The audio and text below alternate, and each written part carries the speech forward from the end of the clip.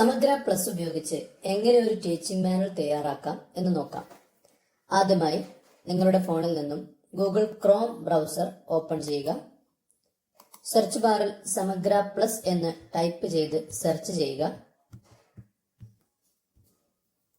Open ചെയ്തു വരുന്ന റിസൾട്ടിൽ നിന്നും ആദ്യത്തെ റിസൾട്ട് സെലക്ട് ചെയ്യാം. ഇതാണ് നമ്മുടെ സമഗ്ര പ്ലസിന്റെ ഇന്റർഫേസ് വരുന്നത്. ഇനി ഓരോ സമയവും ഗൂഗിൾ ക്രോം ഓപ്പൺ ചെയ്ത് സമഗ്ര എടുക്കുന്നതിന് പകരമായി ഈ വെബ്സൈറ്റിന്റെ ഒരു ഷോർട്ട് കട്ട് നമുക്ക് ആപ്പ് ഗാലറിയിൽ ക്രിയേറ്റ് ചെയ്യാം. അതിനായി ഗൂഗിൾ ക്രോം ബ്രൗസറിലെ ഏറ്റവും മുകളിൽ കാണുന്ന ഈ 3 ഡോട്ട്സിൽ ക്ലിക്ക് ചെയ്ത് വരുന്ന മെനുവിൽ നിന്നും ആഡ് ടു ഹോം സ്ക്രീൻ എന്നത് ക്ലിക്ക് ചെയ്യാം. തുറന്നു വരുന്ന ആ ഒരു വിൻഡോയിൽ നിന്നും ഇൻസ്റ്റാൾ എന്നത് ക്ലിക്ക് ചെയ്യുക. കുറഞ്ഞ സെക്കൻഡുകൾക്ക് ശേഷം സമഗ്ര പ്ലസിന്റെ ഒരു ഷോർട്ട് കട്ട് നമ്മുടെ ആപ്പ് ഗാലറിയിൽ ക്രിയേറ്റ് ചെയ്തതായിട്ട് കാണാം. ഇതുപോലൊരു ഐക്കൺ ആയിരിക്കും ഉണ്ടാവുക. ഇനി നമ്മൾ ടീച്ചിങ് മാനുവൽ ചെയ്യാനോ അതല്ലെങ്കിൽ ടീച്ചിങ് മാനുവലുമായി ബന്ധപ്പെട്ട പ്രവർത്തനങ്ങൾക്കോ ഈ ഒരു ഐക്കൺ നേരിട്ട് ക്ലിക്ക് ചെയ്താൽ മതിയാവും. ഈ രീതിയിലാണ് ഇന്റർഫേസ് വരുന്നത്. ആദ്യമായി ലോഗിൻ ചെയ്യാൻ നമ്മൾ ഏറ്റവും മുകളിൽ കാണുന്ന ഈ 3 ലൈൻസിൽ ഓറഞ്ച് കളേർഡ് ആയിട്ടുള്ള ഈ ഒരു ഭാഗത്ത് ക്ലിക്ക് ചെയ്ത് അവിടെ നിന്നും ലോഗിൻ എന്ന് ക്ലിക്ക് ചെയ്യാം. തുടർന്ന് നമ്മുടെ യൂസർ നെയിമും പാസ്വേഡും ടൈപ്പ് ചെയ്ത് നൽകുക. കോഡ് കൃത്യമായിട്ട് എൻ്റർ ചെയ്യുക. ശേഷം ലോഗിൻ എന്ന് ക്ലിക്ക് ചെയ്യാം. ഇവിടെ ആദ്യം സ്കീം ഓഫ് വർക്ക് എന്ന് കാണാം. ഓരോ മാസത്തെയും ലേണിംഗ് ഒബ്ജക്റ്റീവ്സ് നമുക്ക് അവിടെ കാണാൻ കഴിയും. അതുപോലെ മൈ ടീച്ചിങ് മാനുവൽസ് എന്ന ഭാഗത്ത് നമ്മൾ നേരത്തെ ക്രിയേറ്റ് ചെയ്ത ടീച്ചിങ് മാനുവലുകൾ കാണാം. അവിടെ നമുക്ക് HML സബ്മിറ്റ് ചെയ്യാം. അതുപോലെ റെസ്പോൺസ് കോളം ടൈപ്പ് ചെയ്ത് നൽകുക, റിഫ്ലക്ഷൻ ചെയ്യുക തുടങ്ങിയ ഇത്തരം പ്രവർത്തനങ്ങളെല്ലാം ചെയ്യുന്നത് ഈ ഒരു ടാബിൽ പോയിട്ടാണ്. പിന്നീട് ക്രിയേറ്റ് യൂണിറ്റ് പ്ലാൻ, നമ്മുടെ യൂണിറ്റിന്റെ പ്ലാൻ ക്രിയേറ്റ് ചെയ്യുന്നത് ഇവിടെയാണ്. ക്രിയേറ്റ് ടീച്ചിങ് മാനുവൽ, ഇവിടെയാണ് നമ്മൾ ടീച്ചിങ് മാനുവൽ ക്രിയേറ്റ് ചെയ്യാൻ പോകുന്നത്. ആദ്യം മീഡിയം സെലക്ട് ചെയ്യുക. തുടർന്ന് ഏത് ക്ലാസ്സിലേക്കുള്ള മാനുവലാണ് നമ്മൾ തയ്യാറാക്കുന്നത് ആ ക്ലാസ് സെലക്ട് ചെയ്ത് താഴേക്ക് വരുമ്പോൾ സബ്ജക്റ്റ്, അതുപോലെ തന്നെ അതിലുള്ള ഏത് യൂണിറ്റ് ആണ് എന്നുള്ളതും കൂടി സെലക്ട് ചെയ്യുക. ഇത് ഓരോന്നും സെലക്ട് ചെയ്ത് കഴിയുമ്പോൾ ആ ക്ലാസ്സിലെ ആ മീഡിയത്തിലുള്ള ആ യൂണിറ്റിലെ LOS നമുക്ക് കാണാൻ കഴിയും. ആ LOS അല്ലെങ്കിൽ നമുക്ക് യൂണിറ്റ് ബേസ് ചെയ്തിട്ടാണ് നമുക്ക് TMകൾ തയ്യാറാക്കുന്നത്. ഇവിടെ നമുക്ക് ഏറ്റവും എളുപ്പം LOS ബേസ് ചെയ്തിട്ടാണ്. ഇങ്ങനെ വരുന്ന നമ്മൾ ഒരു ചാപ്റ്റർ സെലക്ട് ചെയ്യുമ്പോൾ ഇവിടെ വരുന്ന ഈ ഒരു ബാർ വരും, നീല കളറിലൊരു ബാർ. അപ്പോൾ അതിൻ്റെ ഏറ്റവും ഇടതുവശത്തുള്ള ആരോയിൽ ക്ലിക്ക് ചെയ്യുമ്പോൾ ആ ബാർ താഴേക്ക് വരും. അത് നമുക്ക് റിസോഴ്സുകൾ നമുക്ക് ആക്സസ് ചെയ്യാനുള്ള ബാറാണ്. അപ്പോൾ നമുക്ക് ഇവിടെ പ്ലാനുകൾ നമ്മൾ സെലക്ട് ചെയ്യുന്നത് നമ്മൾ എങ്ങനെ ഏത് ബേസിലാണ് നമ്മൾ ഉപയോഗിക്കുന്നത് എന്നുള്ളതാണ്. LOS ബേസ് ചെയ്തെന്നുള്ള രണ്ടാമത്തെ ഓപ്ഷൻ ഉപയോഗിക്കുക. അപ്പോൾ അതിൻ്റെ താഴേക്ക് നമുക്ക് ആ പാഠത്തിലെ LOS അവിടെ നമുക്ക് കാണാൻ കഴിയും. ഇതിൽ ഏതെങ്കിലും ഒരു LO ആദ്യം സെലക്ട് ചെയ്യുക. സെലക്ട് ചെയ്ത LOയെ ബേസ് ചെയ്ത് ആണ് നമ്മൾ ആ ദിവസത്തെ ക്ലാസ് മൈക്രോ പ്ലാൻ നമ്മൾ തയ്യാറാക്കുന്നത്. ആ പ്ലാനിൽ വേണ്ടുന്ന കാര്യങ്ങൾ അതിൻ്റെ താഴേക്ക് നമുക്ക് കാണാൻ കഴിയും. അപ്പോൾ നമ്മളിവിടെ കൊടുത്തിട്ടുള്ള കുറേ LOസിൽ ഏതെങ്കിലും ഒരു LO നമ്മൾ ഏത് ക്ലാസ് ആണ് എടുക്കുന്നത് അതിനനുസരിച്ചുള്ള LO ടിക്ക് ചെയ്യുന്നു. അതിൻ്റെ താഴേക്ക് നമുക്ക് ക്ലാസ്സും ഡിവിഷനും ഡേറ്റും ഒക്കെ സെലക്ട് ചെയ്യാൻ സാധിക്കും. ഡേറ്റ് നമുക്ക് മുന്നോട്ടുള്ള ഇനിയുള്ള ദിവസങ്ങളിലെ ഏത് ഡേറ്റ് വേണമെങ്കിലും ഇന്ന് മുതൽ തുടർന്നുള്ള ഏത് ദിവസത്തേക്കുള്ള ഡേറ്റുകൾ നമുക്ക് സെലക്ട് ചെയ്യാം, ഏത് ദിവസമാണ് ക്ലാസ് വരുന്നത്. പക്ഷെ നമുക്ക് പുറകോട്ടുള്ള ഡേറ്റുകൾ ഒരിക്കലും ഇടാൻ കഴിയില്ല. ഇനി ക്ലാസ്സും ഡിവിഷനും ഡേറ്റും സെലക്ട് ചെയ്തതിന് ശേഷം അതിൻ്റെ ഡേറ്റ് നമുക്ക് കലണ്ടറിൽ നിന്ന് സെലക്ട് ചെയ്യാം. അതിനകത്ത് നോക്കി നമുക്ക് സെലക്ട് ചെയ്യാം. അതും കഴിഞ്ഞതിന് ശേഷം പ്രയോറിറ്റി എന്ന് പറഞ്ഞൊരു ഓപ്ഷൻ ഉണ്ട്. നമ്മൾ ഒരേ TMൽ ഒന്നിൽ കൂടുതൽ ക്ലാസ്സുകൾ എടുക്കുന്നുണ്ടെങ്കിൽ അതിൽ ഒന്നാമത്തേതിന് ഒരേ LOയിൽ ഒന്നിൽ കൂടുതൽ ക്ലാസ് എടുക്കുന്നെങ്കിൽ ഒന്നാമത്തേതിന് 1 എന്നും രണ്ടാമത്തേതിന് 2, അങ്ങനെ ഒരു LOയിൽ തന്നെ കൂടുതൽ ക്ലാസ്സുകൾ വരുന്നുണ്ടെങ്കിൽ നമുക്ക് പ്രയോറിറ്റി നമുക്ക് അങ്ങനെ കൊടുക്കാവുന്നതാണ്. തുടർന്ന് മൈക്രോ പ്ലാനിൻ്റെ പേര് കൊടുക്കാനുള്ള ഓപ്ഷൻ ഉണ്ട്. മൈക്രോ പ്ലാനിൻ്റെ പേര് നമുക്ക് മലയാളത്തിൽ ടൈപ്പ് ചെയ്ത് കൊടുക്കുകയോ അല്ലെങ്കിൽ വോയിസ് ടൈപ്പ് ചെയ്യുകയോ ചെയ്താൽ വളരെ എളുപ്പത്തിൽ നമുക്ക് ടൈപ്പ് ചെയ്ത് ചേർക്കാവുന്നതാണ്. മലയാളം ടൈപ്പിംഗ് പഠിക്കേണ്ട ആവശ്യമില്ല. നമുക്ക് സാധാരണ കീബോർഡിൽ ഗൂഗിളിൻ്റെ G ബോർഡിൽ നമ്മൾ സാധാരണ മലയാളത്തിൽ ടൈപ്പ് ചെയ്യുന്നത് പോലെയോ അല്ലെങ്കിൽ വോയിസ് ടൈപ്പ് എനേബിൾ ചെയ്ത് നമുക്ക് നോക്കി പറഞ്ഞാലോ അവിടെ നമുക്ക് ടൈപ്പായി വരുന്നതാണ്. അതുകൊണ്ട് വളരെ എളുപ്പത്തിൽ നമുക്കത് കൈകാര്യം ചെയ്യാൻ സാധിക്കും. തുടർന്ന് വരുന്നതാണ് ആക്ടിവിറ്റി സ്റ്റെപ്സ് എന്നുള്ളത്. ആക്ടിവിറ്റി സ്റ്റെപ്സിൽ നമ്മൾ ക്ലിക്ക് ചെയ്യുമ്പോൾ അവിടെ ഒരു പ്ലസ് ബട്ടൺ കാണും. നമുക്ക് ഇമേജുകൾ ആഡ് ചെയ്യാനും വീഡിയോകൾ ആഡ് ചെയ്യാനും ഇനി മറ്റുള്ള ഓരോന്നും നമ്മൾ ടൈപ്പ് ചെയ്യുന്നതിന് ബുള്ളറ്റുകൾ, അങ്ങനെ ഓരോന്നും നമുക്ക് വേണ്ടുന്ന കാര്യങ്ങൾ, ടേബിളുകൾ, അങ്ങനെയുള്ള ആവശ്യമുള്ള സാധനങ്ങളൊക്കെ നമുക്ക് ചേർക്കാനുള്ള ഒരു ഓപ്ഷൻ അവിടെയുണ്ട്. ഓൾറെഡി നമ്മൾ ഉണ്ടാക്കി വെച്ചിട്ടുള്ള ഇമേജുകളും കാര്യങ്ങളും വീഡിയോകളൊക്കെ ആണെങ്കിൽ നമുക്ക് അത് ഉപയോഗിച്ച് നമുക്ക് നമ്മുടെ ആക്ടിവിറ്റിയിലേക്ക് ചേർക്കാവുന്നതാണ്. ഇനി അതല്ല, നമുക്ക് ടൈപ്പ് ചെയ്ത് ചേർക്കാനാണ് ഉദ്ദേശിക്കുന്നതെങ്കിൽ നമുക്ക് അവിടെ ഈ പറഞ്ഞതുപോലെ വോയിസ് ടൈപ്പോ അല്ലെങ്കിൽ നമ്മൾ കൈകൊണ്ട് ടൈപ്പ് ചെയ്തോ നമുക്ക് ചേർക്കാവുന്നതാണ്. ഇതിലും ഏറ്റവും എളുപ്പത്തിൽ കാര്യങ്ങൾ നടക്കാം. നമുക്ക് ഓൾറെഡി SCERT അലൗഡ് ആയിട്ടുള്ള റിസോഴ്സുകൾ ഏറ്റവും താഴെയുള്ള ബാറിൽ ഏറ്റവും വലതുവശത്തുള്ള PDF എന്നുള്ള ഒരു ഓപ്ഷൻ കൊടുത്തിട്ടുള്ള ഏറ്റവും വലത്തേ അറ്റത്തുള്ളതിൽ ക്ലിക്ക് ചെയ്താൽ അവിടെ തന്നിട്ടുള്ള റിസോഴ്സുകൾ, നമുക്ക് ഉപയോഗിക്കാൻ പറ്റുന്ന റിസോഴ്സുകൾ അവിടെ കാണും. അതിൽ ക്ലിക്ക് ചെയ്യുമ്പോൾ നമുക്ക് ഏറ്റവും മുകളിൽ ആക്ടിവിറ്റി, അതിന് താഴേക്കായിട്ട് മറ്റു ഓപ്ഷനുകളും നമുക്ക് അസസ്മെൻറ്റുകളും എക്സ്റ്റെൻഡഡ് ആക്ടിവിറ്റികളും ഒക്കെ നമുക്ക് അവിടെ കാണാൻ കഴിയും. അപ്പോൾ ഇതിൽ ആക്ടിവിറ്റി എന്നുള്ളതിൻ്റെ നേരെയുള്ള ഐ ബട്ടണിൽ ക്ലിക്ക് ചെയ്താൽ അത് ഓപ്പൺ ആയിട്ട് വരും. അപ്പോൾ നമുക്കിവിടെ ഒരു സ്ക്വയർ പോലെ ഒരു സാധനം കാണും. നമുക്ക് സെലക്ട് ചെയ്യാനുള്ളതാണ്.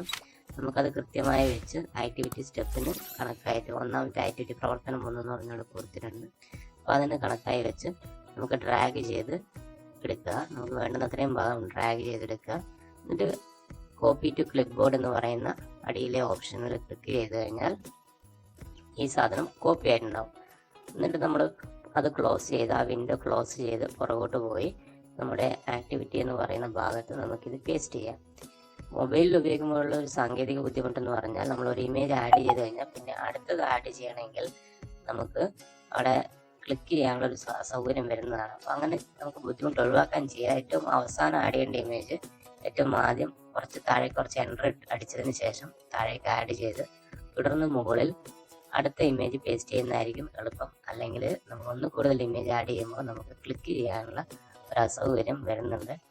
നിങ്ങൾ അത് ശ്രദ്ധിച്ച് കൈകാര്യം ചെയ്യുക. ഇനി അതിൻ്റെ സൈസ്, വലുപ്പം നമ്മൾ ഇതിൽ ഓൾറെഡി 300 വിഡ്ത്താണ് അവിടെ കൊടുത്തിട്ടുണ്ട്, ഹൈറ്റാണ് അവിടെ കൊടുത്തിട്ടുണ്ടാവാം. അപ്പോൾ നമുക്ക് 300 പിക്സൽ എന്നുള്ളതിന് പകരം ഒരു 700 പിക്സലൊക്കെ ആക്കി കൊടുക്കുക. എന്നാൽ ഒരു പേജിൻ്റെ ഒരു വൃത്തിയിൽ നമുക്ക് അലൈൻ ചെയ്ത് നമുക്ക് പ്രിൻ്റ് എടുക്കുകയൊക്കെ ചെയ്യുകയാണെങ്കിൽ വൃത്തിയായിട്ട് കിട്ടും. ഇനി അതിന് താഴെ റിസോഴ്സുകൾ ആഡ് ചെയ്യാനുള്ള ഓപ്ഷനാണുള്ളത്. റിസോഴ്സുകൾ നമുക്ക് തന്നിട്ടുള്ളതിലെ റിസോഴ്സുകൾ ആഡ് ചെയ്യാനുള്ള ഓപ്ഷനാണ് അവിടെയുള്ളത്. അത് നമുക്ക് താഴെയുള്ള ബാറിലേക്ക് തന്നെ ഒന്നുകൂടി പോകാം. അതിൽ ഇമേജുകളും ഓഡിയോകളും ഇൻറ്ററാക്റ്റീവ് ആയിട്ടുള്ള കാര്യങ്ങളും PDF-കളും ഒക്കെ ഉണ്ട്. നമുക്ക് ഓരോന്നും പ്ലേ ചെയ്ത് നോക്കി നമുക്ക് നമ്മുടെ ടീമിന് അനുയോജ്യമാണെന്ന് തോന്നുകയാണെങ്കിൽ അത് അവിടെയുള്ള പ്ലസ് ബട്ടണിൽ ക്ലിക്ക് ചെയ്ത് നമുക്ക് റിസോഴ്സ് ആഡ് ചെയ്യാവുന്നതാണ്. ഇതിൽ ഓരോന്നും നമ്മൾ ചെക്ക് ചെയ്ത് നോക്കുക. നമുക്ക് ആവശ്യമുള്ളതാണെങ്കിൽ മാത്രം നമുക്ക് ആ റിസോഴ്സുകൾ ആഡ് ചെയ്യാം, പ്ലസ് ബട്ടൺ കൊടുക്കാം. ആ കൊടുക്കുന്ന റിസോഴ്സുകൾ അവിടെ കാണിക്കുന്നതായിരിക്കും. ഇങ്ങനെയുള്ള റിസോഴ്സുകൾ അടക്കമുള്ള TM നമുക്ക് ഡൗൺലോഡ് ചെയ്യാൻ നമ്മൾ TM തയ്യാറാക്കിയതിന് ശേഷം ഡൗൺലോഡ് ബട്ടണിൽ പ്രസ് ചെയ്ത് കഴിഞ്ഞാൽ ഒരു സിപ്പ് ഫയലായിട്ട് നമുക്ക് മുഴുവൻ റിസോഴ്സുകൾ അടക്കമുള്ള ഒരു സിപ്പ് ഫയൽ നമുക്ക് ഡൗൺലോഡ് ചെയ്തെടുക്കാം. അത് നമുക്ക്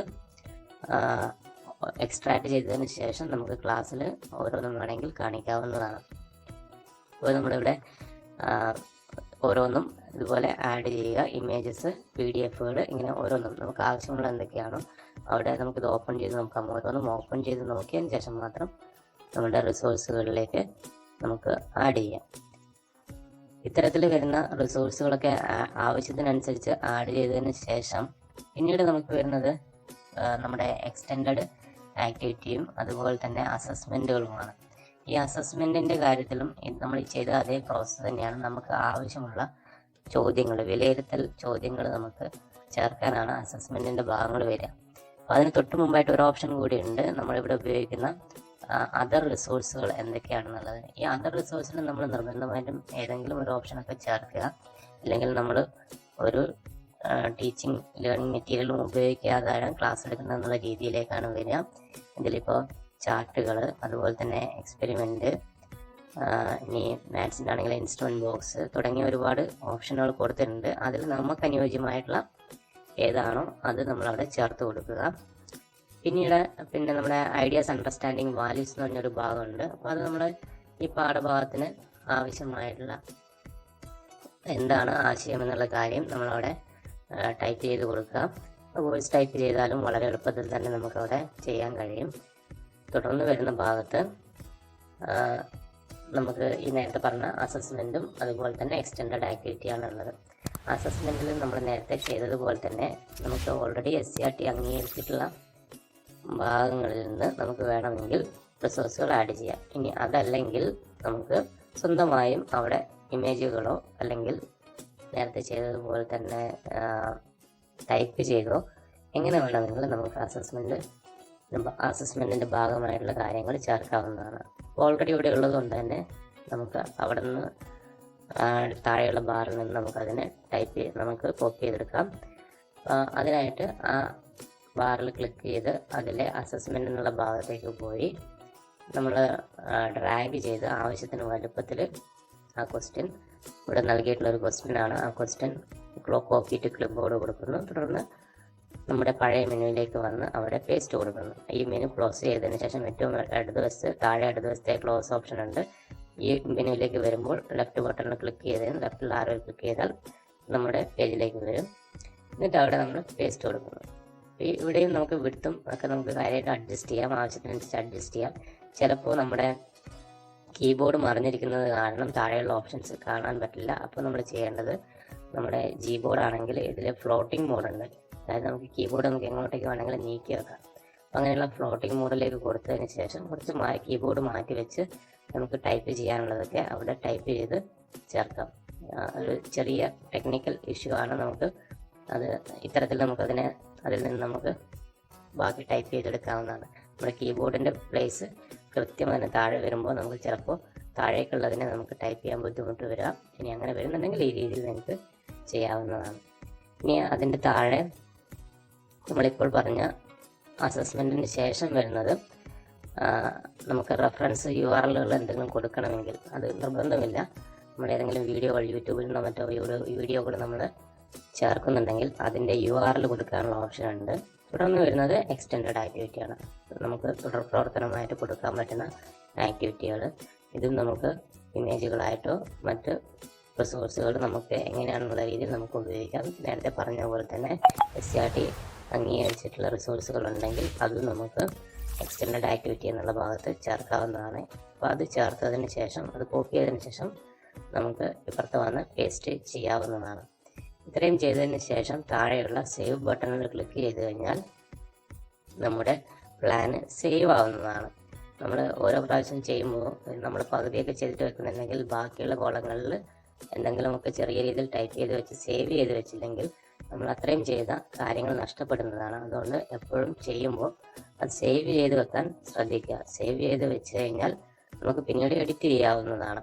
ഈ സേവ് ചെയ്ത നമ്മുടെ പ്ലാൻ ഒരിക്കലും HMന് സെൻഡ് ആയിട്ടില്ല. അത് സബ്മിറ്റ് ചെയ്യണമെങ്കിൽ നമ്മുടെ ടീച്ചിങ് മാനുവൽ ഡാഷ്ബോർഡിൽ മൈ ടീച്ചിങ് മാനുവൽ പോയി കഴിഞ്ഞാൽ നമ്മുടെ ചാപ്റ്ററും സെലക്ട് ചെയ്ത് കഴിഞ്ഞാൽ നമ്മൾ ആ ചാപ്റ്ററുമായി ബന്ധപ്പെട്ട് നമ്മൾ സേവ് ചെയ്തിട്ടുള്ളതും പെൻഡിങ് ഫോർ സബ്മിഷൻ എന്നുള്ള ഓപ്ഷനുകൾ കാണിക്കും. നമ്മൾ സബ്മിറ്റ് ചെയ്യാത്ത TMകൾ, അതുപോലെ തന്നെ അവൈറ്റിംഗ് അപ്രൂവൽ എന്നുള്ളത് നമ്മൾ സെൻഡ് ചെയ്തിട്ട് HM അപ്രൂവ് ചെയ്യാൻ ബാക്കിയുള്ളത്, അതുപോലെ തന്നെ HM നമുക്ക് എന്തെങ്കിലും തിരുത്തലുകൾ പറഞ്ഞിട്ടുണ്ടെങ്കിൽ ആ ഭാഗത്ത് അതും കാണിക്കുന്നതാണ്. ഇതിൽ നമ്മൾ സേവ് ചെയ്യുക മാത്രമേ ചെയ്തിട്ടുള്ളൂ. അതുകൊണ്ട് അത് നമ്മുടെ പെൻഡിങ് സബ്മിഷൻ എന്നുള്ള ഭാഗത്ത് നമ്മൾ അയക്കാൻ ബാക്കിയുള്ള TMകൾ അവിടെ കാണിക്കും. ഇനി അതിൻ്റെ താഴോട്ട് വരികയാണെങ്കിൽ നമ്മൾ അയക്കാനുള്ള TMകളിൽ നമുക്ക് താഴേക്ക് കുറേ ഓപ്ഷൻസ് കാണും. സബ്മിറ്റ് എന്നുള്ളത് സബ്മിറ്റ് കൊടുത്തു കഴിഞ്ഞാൽ HMന് ഡയറക്റ്റ് ആയിട്ട് സബ്മിറ്റ് ആവുന്നതാണ്. ഇനി അടുത്തത് വ്യൂ TM എന്നുള്ളതാണ്. വ്യൂ TMൽ ക്ലിക്ക് ചെയ്താൽ നമ്മുടെ TM തുറന്ന് നമുക്ക് കാണാവുന്നതാണ്.